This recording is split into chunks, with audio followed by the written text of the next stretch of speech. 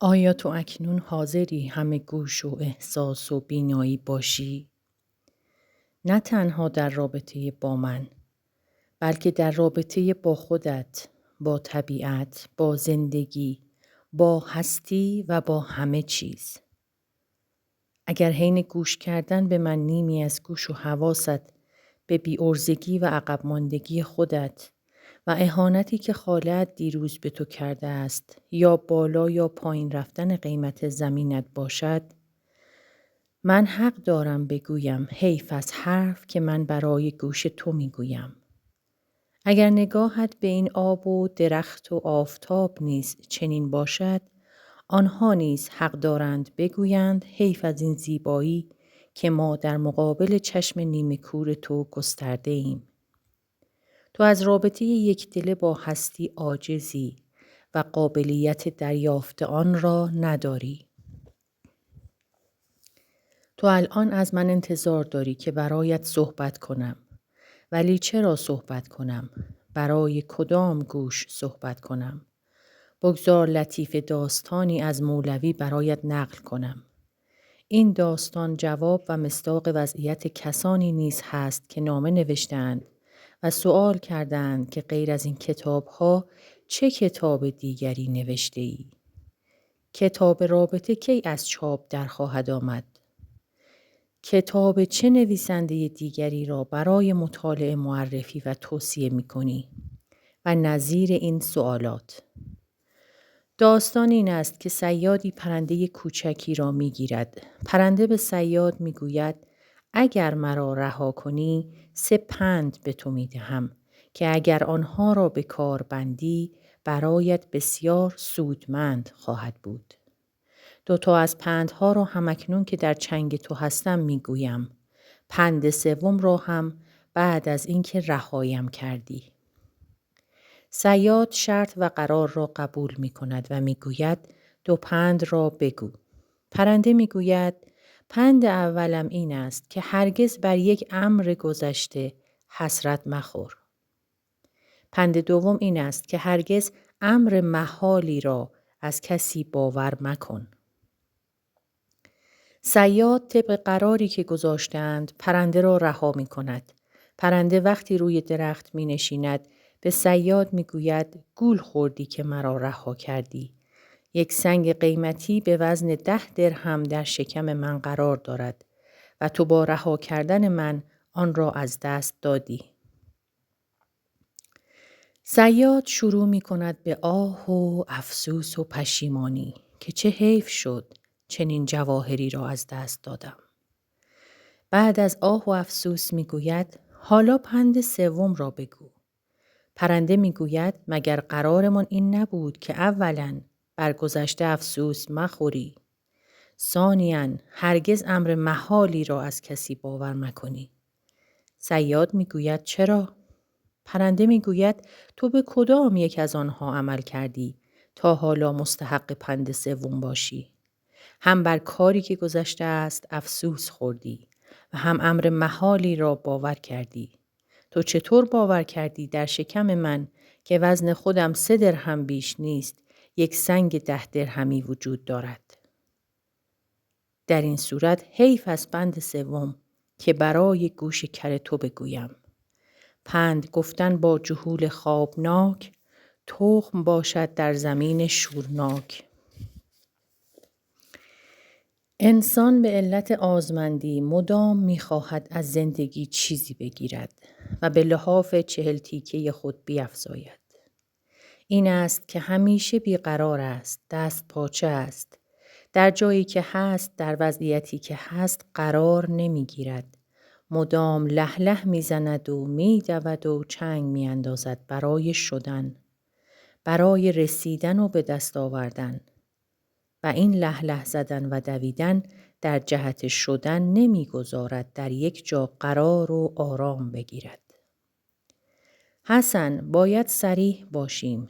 قبل از اینکه من در گفتن جلو بروم، تو باید با تأمل بایستی و تکلیفت را با همین مسئله گوش کردن صمیمانه روشن کنی. در غیر این صورت رابطه و حکایت ما حکایت پرنده و صیاد می شود. نتیجتاً 100 سال هم که در این جنگل بمانیم و حرف بزنیم باز هم در اول کاریم. حالا من آتش روشن می کنم و غذا می پزم. تو هم برو در یک گوشه و تمرین صمیمیت و یکدلگی کن.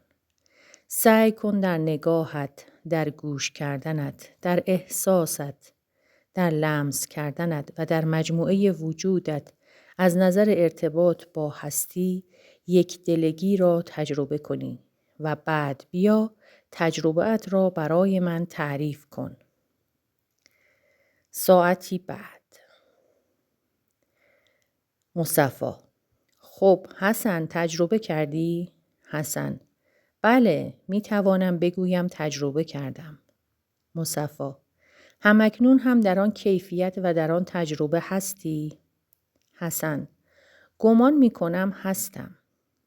مصطفی: چه حرفهای مبهم و مهملی می توانم بگویم تجربه کردم، گمان می کنم هستم، هستی یا گمان می کنی هستی؟ دقیق باش. حسن: چون دوستت دارم بیشتر از این دعوایت نمی کنم و بهت سخت نمی گیرم. حالا بحثمان را شروع کنیم. درباره چه موضوع و مسئله‌ای صحبت کنیم؟ تو می دانی که ما نیامده ایم اینجا درباره مسائل کلی روانی یا مسائل یک انسان فرضی نظریه رد و بدل کنیم. بحثمان درباره مسائلی است که همکنون در من و تو وجود دارد. حال تو اگر مسئله‌ای داری مطرح کن تا به بحث درباره آن بنشینیم. حسن: مسئله همان است که روز اول مطرح کردم. چه کار کنم که مراقبت‌هایم عمق و استمرار پیدا کند؟ یا اینطور بگویم چگونه می‌توانیم از عنان‌گسیختگی و هجوم سیلاسای فکرهای تعبیری بر ذهن جلوگیری کنیم؟ مصطفی: همکنون در تو چه مسئله‌ای وجود دارد که می‌خواهی از طریق مراقبت آن را حل کنی؟ حسن: مسئله هویت فکری و چگونگی حذف آن از ذهن. مصطفی: ببین حسن، من از تو پرسیدم که آیا کیفیت یکدله و صمیمانه را تجربه کردی و همکنون هم در آن کیفیت هستی؟ و تو جواب مثبت دادی.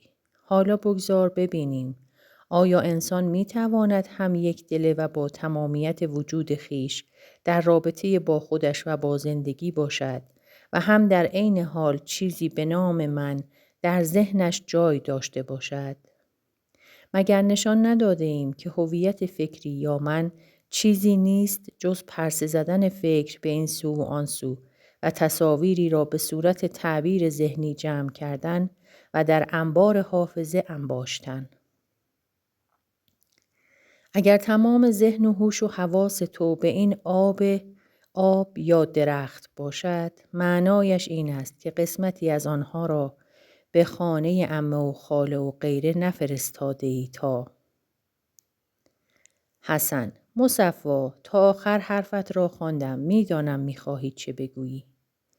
من اگر همکنون در رابطه یکدل با هستی باشم، معنایش این است که نیمی از ذهنم را به این طرف و آن طرف به پرسه زدن نفرستادم تا بعد بیاید در گوش من بگوید تو چه آدم حقیر و ترسو و بی عرضه و عقب مانده‌ای هستی و از همین تعبیرهای خودش یک کلاف پرمسئله به نام من بسازد.